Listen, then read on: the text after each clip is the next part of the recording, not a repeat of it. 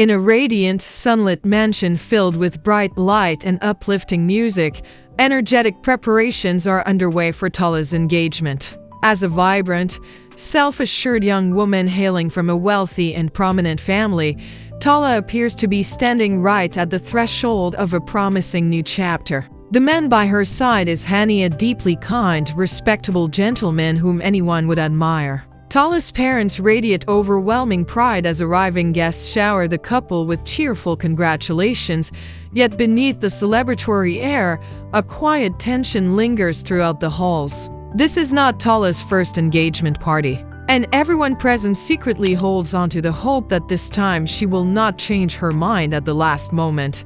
Across the city lives Ila. Quiet, serious, and a little shy, Ila harbors a profound inner depth hidden far from prying eyes. Her traditional Palestinian family is devoutly religious and strict, and her father holds firm dreams of seeing her step up to inherit the family business.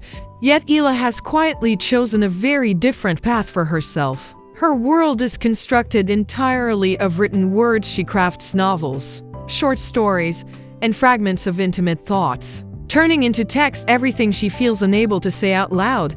One afternoon, Ila's partner, Ally, invites her to visit a close friend of his family. Upon stepping through the door, they are welcomed by a refined, beautiful woman, Tala's mother. The estate is warm and remarkably hospitable, and while their host steps away to attend to host duties, the guests settle down over fragrant cups of warm tea, taking part in a slow, polite conversation. Then, a striking figure appears in the doorway. It is Tala, tall, slender, and radiating an effortless confidence. She immediately embraces Ally with the casual affection of a longtime friend, then turns her gaze toward Ila. Between the two women, a sudden, inexplicable spark flickers. Tala begins asking Ila a series of questions, inquiring about her background, her faith, her beliefs, and her personal perspective on religion. Yet it does not carry the weight of simple, idle curiosity. It feels as though every question is a delicate way of touching, of reaching closer, and of peering deep inside Ila's soul. Ila answers with a careful reserve, yet a timid interest colors her voice. She finds herself reacting in ways she barely recognizes. When Ally eventually mentions that it is time to depart, Ila rises to her feet. As she walks away, she carries the lingering feeling that their exchange was far too brief, yet far too important to forget. The following morning inside Ila's house brings the familiar routine of an ordinary family start to the day, filled with the comforting smell of breakfast and the soft hum of domestic voices. The entire family gathers around the kitchen table. In that moment, Ally walks through the entrance confident, easygoing, and smiling brightly. He greets Ila's parents with warm respect before announcing that he is taking Ila out to play a game of tennis with some friends.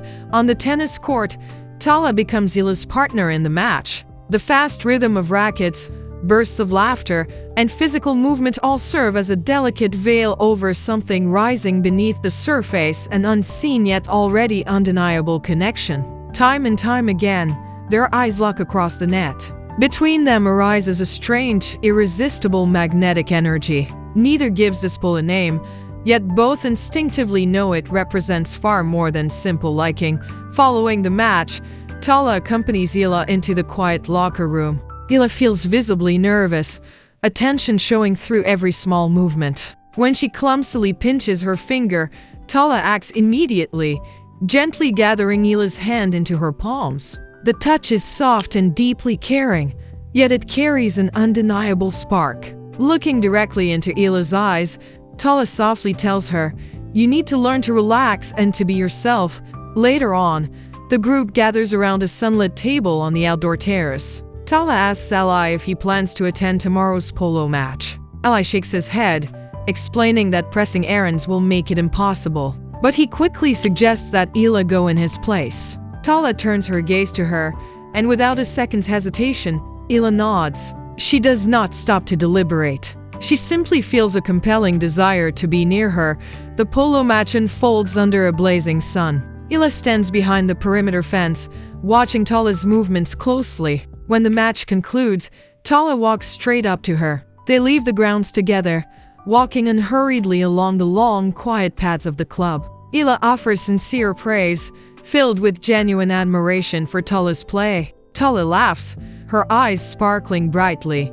Then, Tala abruptly asks Ila to share more about herself. Feeling a quiet wave of shyness, Ila speaks plainly, describing herself as just an ordinary girl living at home whose father expects her to help run the family business. "And what do you want?" Tala asks, looking directly into her eyes. Ila remains silent for a brief second. Then, as if opening a long locked inner door, she confides, "I want to be a writer."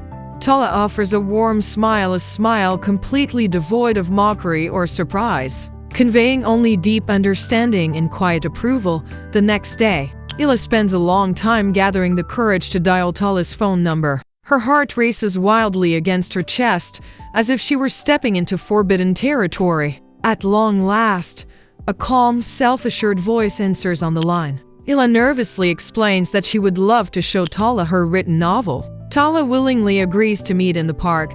The park greets them with a fresh wave of greenery and the quiet rustle of tree branches in the breeze. Tala is already seated on an old stone staircase when Ila approaches and sits right beside her. Ila pulls a thick stack of printed pages from her bag and hands the manuscript over. Tala accepts it without delay, her eyes eagerly sweeping across the lines as if drinking in the words, feeling their rhythm and weight. Afterward, they stroll through the trees slowly and aimlessly. Tala tells Ila with total sincerity that she possesses genuine, raw talent. There is no false note in her voice, only complete honesty. She urges Ila never to give up on her writing, even if others should doubt her in the future. Ila listens as if spellbound, warmed by Tala's words far more than by the sunlight filtering through the leaves.